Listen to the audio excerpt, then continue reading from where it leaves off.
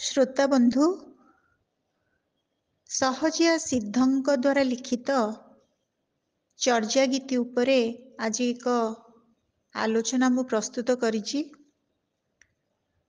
आपण मानक पाई यह निश्चित भावरे उपादेय प्रतिपादित हेबो बोली मोर विश्वास। चर्या गीतिका बौद्ध सिद्धाचार्य मानक द्वारा लिखित गीतिमय काव्यगुच्छ। चर्या संपर्क रे आमर चर्यार परिभाषा देबाकू जाई एहाकू आचरण बा आचार बोली समालोचक माने मत दियंती। तेबे मो मतरे एहा योगाचार र नीति भावरे ग्रहणीय होई पारे। तेणु मिस्टिक प्रैक्टिसेस अर्थरे एहाकू ग्रहण करा जाए। पंडित राहुल संस्कृतायन बौद्धचिकीय सिद्धाचार्य मानक द्वारा विरचित सेमानक साधनार गूढ़ तत्व संबलित गीति कविता को चर्या गीतिका बोली अभिहित करिसंती।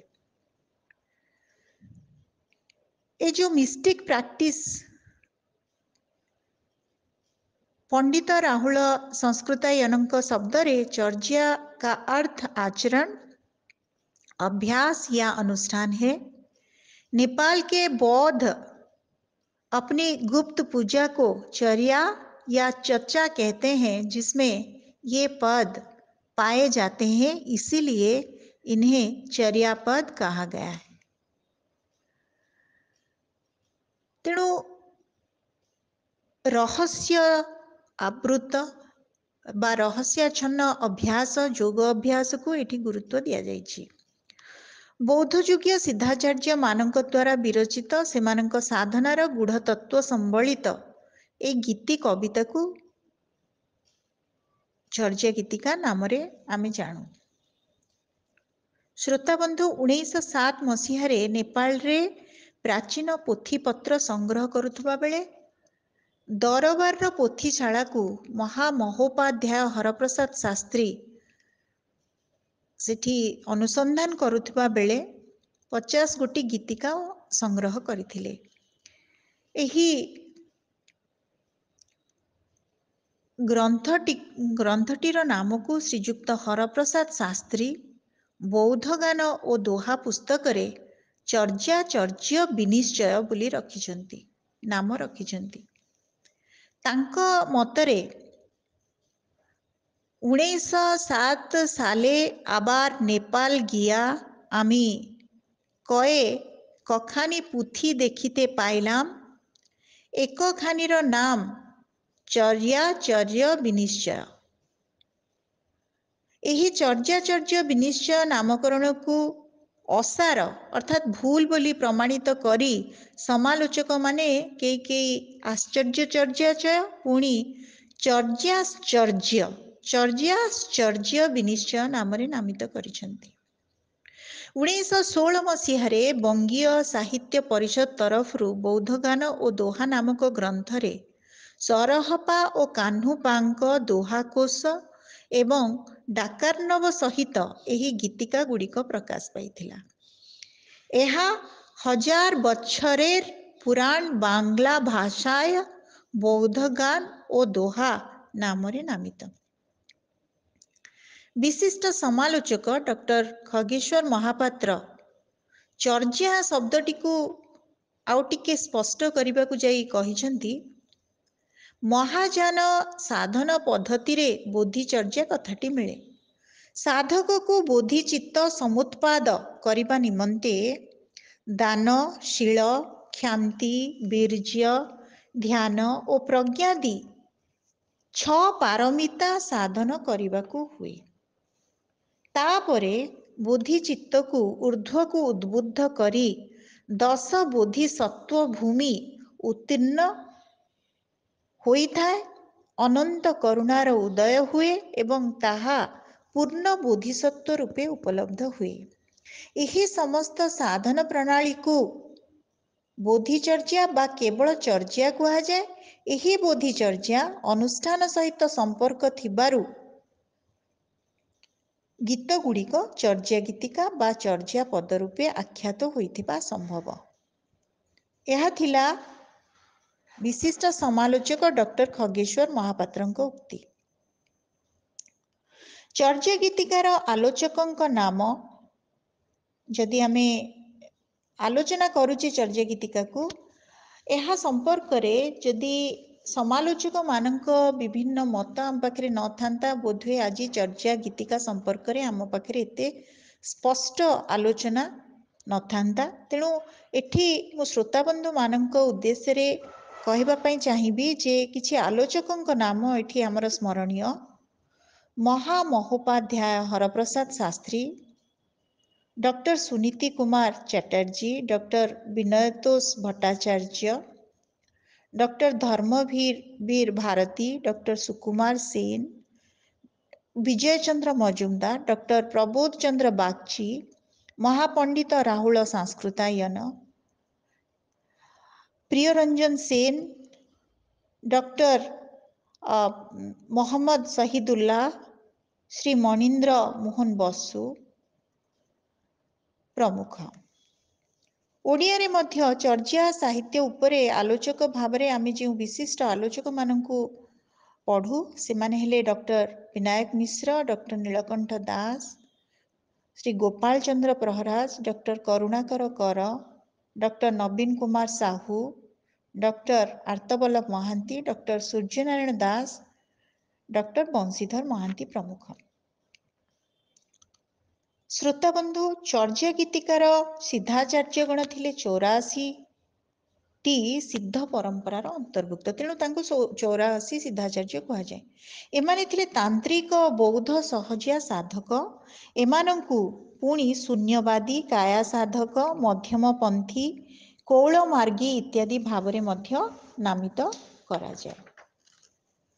सहजिया सिद्ध मानकर ए रचना चर्या गीतिका बा दोहा केतेक तांत्रिक ग्रंथ एवं साधनामाला भित्तिरे आमे केते जण आलोचक पंडित गण को आलोचना बर्तन तांको नाम आमे स्मरण करिचे। तेबे बौद्ध धर्म रे किछि शब्द को विशेष भावरे महत्व दिया जाइछि, से शब्द गुड़िक आमर मने रखिबा जरूरी। सेथिरे अछि बुद्ध, जेहेतु गौतम बुद्ध सेमानकर आराध्य, तेणु बुद्ध, ततथा तथा तथता, तथता कौन मु बुझेबी, स्कंद, बुद्ध तथता स्कंद, निर्वाण, शून्य, करुणा, गगन, वज्र, नैरात्म्य आदि शब्द गुड़ी को महत्व दिया जाइछि। श्रोताबंधु ततथा शब्दटी को तथता शब्दटी को आमे बुझिबा सेमनेस अर्थात दैटनेस अर्थात तत्स्वभाव। तेणु से बुद्ध को ही महत्व देउथिले, बुद्ध तांकर आराध्य थिले, तेणु बुद्ध को आधार करिके धर्म दर्शन, तेणु तत्स्वभाव अर्थरे तथता को से माने परिभाषित करिसंती।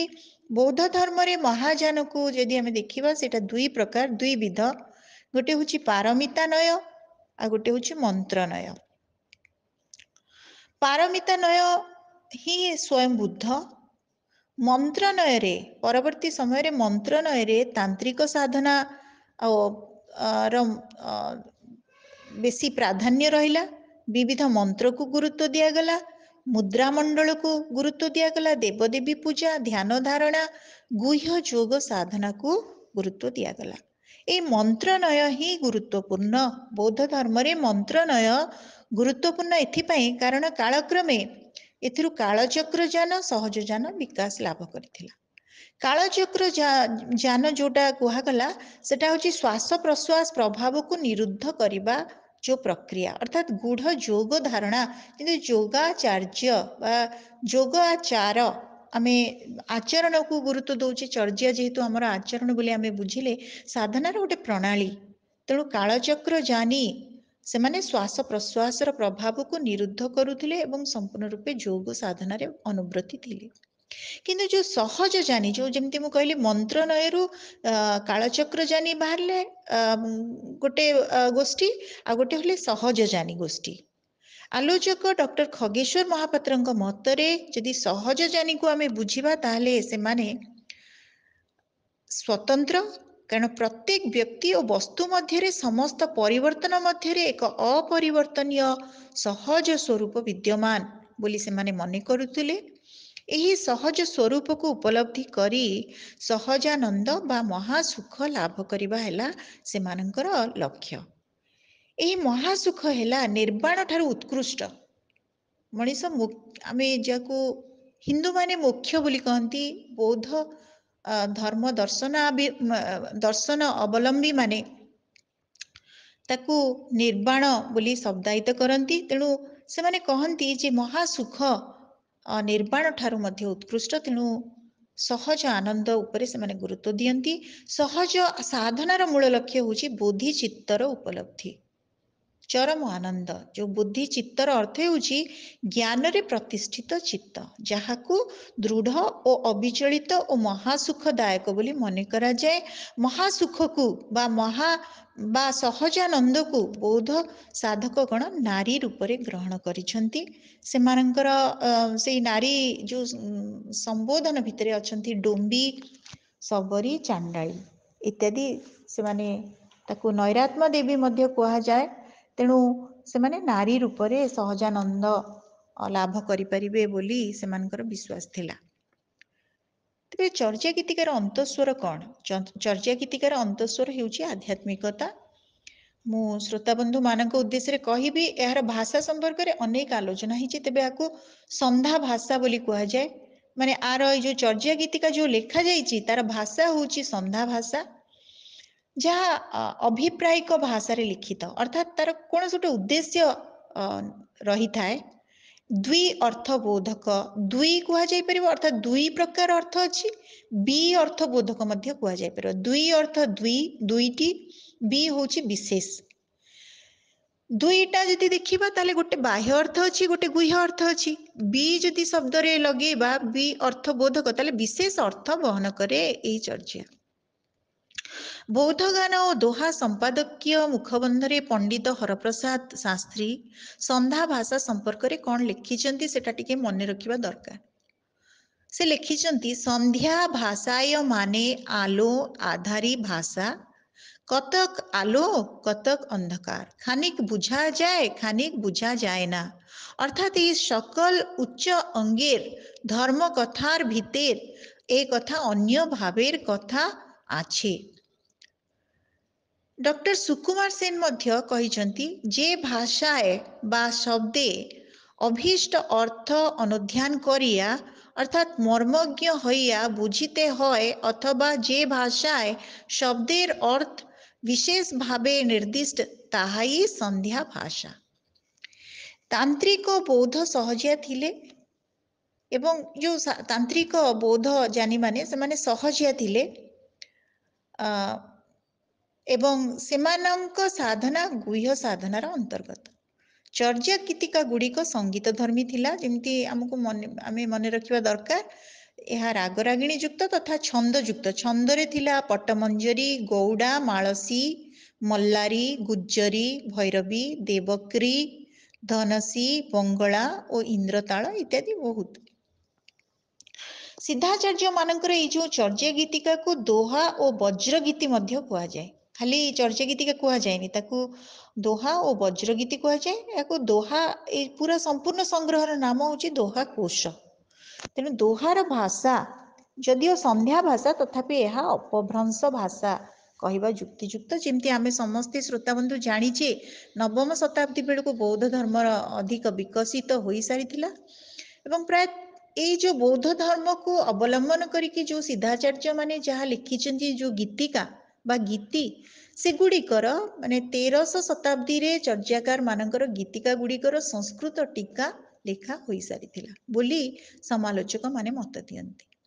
ଆଉ ଯେଉଁ ପା ଶବ୍ଦ ଲାଗୁଛି ବା ପାଦ ଶବ୍ଦ, ଲୁଇ ପାଦ, ଶବରୀ ପାଦ, ଏଇ ଯେଉଁ ସିଦ୍ଧାଚାର୍ଯ୍ୟ ମାନଙ୍କର ନାମ ପଛରେ ପାଦର ସମ୍ବୋଧନ, ଏଇଟା ଗୋଟେ ସମ୍ମାନ ସୂଚକ ବା ସେମାନେ ଯେ ମହାମାନ୍ୟ ଥିଲେ ସେଇଟା ବୋଧ କରାଏ। ତେବେ ଯେଉଁ 50ଟି ଗୀତିକା ମିଳିଛି ବା ଗୀତି ମିଳିଛି, ସେସବୁ 23 ଜଣ ସିଦ୍ଧ ସାଧକଙ୍କ ଦ୍ୱାରା ଲିଖିତ।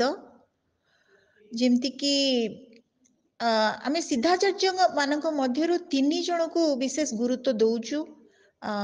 ଯେହେତୁ ଆମର ପାଠ୍ୟକ୍ରମ ଅନୁସାରେ ଏଠି ଅନେକ ଆମର ଦିବ୍ୟାଙ୍ଗ ଭାଇ ଭଉଣୀ ମାନେ ପଚାରନ୍ତି ବାରମ୍ବାର ଯେ ଆମେ ବିଶେଷ ଭାବରେ କୋଉମାନଙ୍କୁ ପଢ଼ିବୁ। ତେଣୁ ମୁଁ 3 ଜଣଙ୍କ ନାଁ କହୁଛି। ସେ ହେଲେ ଶବରୀପାଦ, କାରଣ ତାଙ୍କର ସମୟ ଅନୁସାରେ ମୁଁ କହୁଛି ଶବରୀପାଦ, ତାପରେ ଆସୁଛନ୍ତି ଲୁଇପାଦ, ତାପରେ ଆସୁଛନ୍ତି କାହ୍ନୁପାଦ। ତେଣୁ ଶବରୀପାଦଙ୍କ ସମୟ ହେଉଛି 657 ଖ୍ରୀଷ୍ଟାବ୍ଦ, ଲୁଇପାଦଙ୍କର ସମୟ ହେଉଛି 669 ଖ୍ରୀଷ୍ଟାବ୍ଦ ଏବଂ କାହ୍ନୁପାଦ, ଯାହାଙ୍କୁ କୃଷ୍ଣ ଭାବରେ ଆମେ ଜାଣେ, ସିଏ ହେଉଛନ୍ତି 717 ଖ୍ରୀଷ୍ଟାବ୍ଦ। ଏବଂ ଶ୍ରୋତାବନ୍ଧୁ, କାହ୍ନୁପାଦଙ୍କର ଗୋଟେ ସର୍ବାଧିକ ଗୀତି ଅଛି, ଗୀତି ପଦ, ସେଟା ହେଉଛି ତାଙ୍କର ସଂଖ୍ୟା ହେଉଛି 13। ବାକି ଲୁଇପାଦ ଆଉ ଶବରୀପାଦଙ୍କର ଦୁଇଟି ଗୀତିକା ଅଛି। ଯେମିତିକି ଆମେ ଏଠି ମନେ ରଖିବା, ଯେହେତୁ ଆମେ ପରବର୍ତ୍ତୀ ଅଡିଓରେ ପଢ଼ିବା ଲୁଇପାଦ, ଶବରୀପାଦ ଏବଂ କାହ୍ନୁପାଦଙ୍କୁ, ଆମେ ଏଇଠି ଶେଷ କରିବା ପୂର୍ବରୁ ଏତିକି ମନେ ରଖିବା ଯେ ଏମାନଙ୍କର କ୍ରମିକ ସଂଖ୍ୟା, ଯୋଉ ଗୀତି ଗୁଡ଼ିକ ଲେଖିଛନ୍ତି ତାର ସଂଖ୍ୟା ଗୁଡ଼ିକ କ'ଣ କ'ଣ ଅଛି। କାହ୍ନୁପାଦଙ୍କର ସର୍ବାଧିକ 13ଟି, ସେଟା ହେଉଛି 7, 9, 10, 11, 12, 13, 18, 19, 24, 36, 40, 42 ଓ 45। ଏଠି 13ଟି, ସର୍ବମୋଟ 13ଟି। ବାକି ଶବରୀପାଦଙ୍କର ହେଉଛି 28 ଓ 50 ଗୀତିକା କ୍ରମ ସଂଖ୍ୟା। ମାନେ ଗୀତ ଗୁଡ଼ିକର କ୍ରମ ସଂଖ୍ୟା ହେଉଛି ଶବରୀପାଦଙ୍କର 28 ଆଉ 50, ଆଉ ହେଉଛି ଲୁଇପାଦଙ୍କର ହେଉଛି 1 ଆଉ 29 କ୍ରମିକ ସଂଖ୍ୟା। ତେଣୁ ମୁଁ ଆଶା କରୁଛି ଚର୍ଯାପଦ ଉପରେ ଆମର ଯାହା ଆଜି ଆଲୋଚନା ହେଲା ତାହା ଆପଣମାନଙ୍କ ପାଇଁ ନିଶ୍ଚିତ ଉପାଦେୟ ପ୍ରତିପାଦିତ ହେବ। ଏବଂ ଆମେ ପରବର୍ତ୍ତୀ ଅଡିଓରେ ବିଶେଷ ଆଲୋଚନା କରିବା କାହ୍ନୁପାଦ, ଲୁଇପାଦ ଏବଂ ଶବରୀପାଦଙ୍କ ଉପରେ। କାହ୍ନୁପାଦଙ୍କର ଯେହେତୁ ସର୍ବମୋଟ 13ଟି ଅଛି ଗୀତି ପଦ, ତେଣୁ ତାକୁ ଆଲୋଚନା ପାଇଁ ଗୋଟେ ସ୍ୱତନ୍ତ୍ର ଅଡିଓ କରାଯିବ ଏବଂ ଲୁଇପାଦଙ୍କ ପାଇଁ ମଧ୍ୟ ଗୋଟେ ସ୍ୱତନ୍ତ୍ର ଏବଂ ଶବରୀପାଦଙ୍କ ପାଇଁ ଗୋଟେ ସ୍ୱତନ୍ତ୍ର, ଯାହାକି ଆପଣଙ୍କର ପାଠ୍ୟକ୍ରମକୁ ବୁଝିବାରେ ଏବଂ ଆଗତ ଭବିଷ୍ୟତର ପରୀକ୍ଷା ନିମନ୍ତେ ଅତ୍ୟନ୍ତ ଉପଯୋଗୀ ହେବ ବୋଲି ମୋର ବିଶ୍ୱାସ। ଅଡିଓଟି କେମିତି ଲାଗିଲା, ଆପଣ ଆଉ କ'ଣ ଆଶା କରୁଛନ୍ତି, ଯଦି କମେଣ୍ଟ ବକ୍ସରେ ଲେଖିବେ ନିଶ୍ଚିତ ରୂପେ, ଆଉ ମୁଁ ଚେଷ୍ଟା କରିବି ଆପଣଙ୍କୁ ଭଲ ଯେଉଁ ତଥ୍ୟ ଯାହା ଆପଣମାନଙ୍କର ଭବିଷ୍ୟତ ପାଇଁ ବହୁତ ଜରୁରୀ ଏବଂ ଉପାଦେୟ ପ୍ରତିପାଦିତ ହେବ ସେଗୁଡ଼ିକୁ ମୁଁ ଦେବାକୁ। ତେଣୁ ଆଶା କରୁଛି ଅଡିଓଟି ଆପଣମାନଙ୍କ ପାଇଁ ଉପଯୋଗୀ ହେବ। ଧନ୍ୟବାଦ।